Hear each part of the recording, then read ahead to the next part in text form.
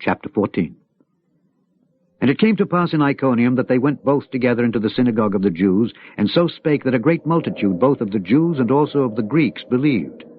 But the unbelieving Jews stirred up the Gentiles, and made their minds evil affected against the brethren. Long time therefore abode they, speaking boldly in the Lord, which gave testimony unto the word of his grace, and granted signs and wonders to be done by their hands. But the multitude of the city was divided, and part held with the Jews, and part with the apostles.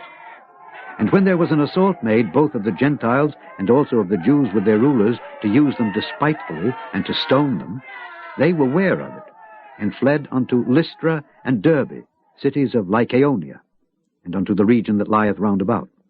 And there they preached the gospel. And there sat a certain man at Lystra, impotent in his feet, being a cripple from his mother's womb, who never had walked.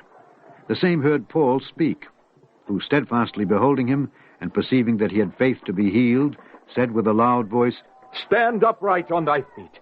And he leaped and walked. And when the people saw what Paul had done, they lifted up their voices, saying in the speech of Lycaonia, The gods are come down to us in the likeness of men. And they called Barnabas Jupiter, and Paul Mercurius, because he was the chief speaker. Then the priest of Jupiter, which was before their city, brought oxen and garlands unto the gates, and would have done sacrifice with the people. Which, when the apostles Barnabas and Paul heard of, they rent their clothes, and ran in among the people, crying out and saying, Sirs, why do ye these things? We also are men of like passions with you, and preach unto you that ye should turn from these vanities unto the living God, which made heaven and earth and the sea and all things that are therein, who in times past suffered all nations to walk in their own ways. Nevertheless, he left not himself without witness, in that he did good, and gave us rain from heaven and fruitful seasons, filling our hearts with food and gladness. And with these sayings scarce restrained they the people, that they had not done sacrifice unto them. And there came thither certain Jews from Antioch and Iconium, who persuaded the people, and having stoned Paul, drew him out of the city, supposing he had been dead. Howbeit, as the disciples stood round about him, he rose up and came into the city. And the next day he departed with Barnabas to Derbe.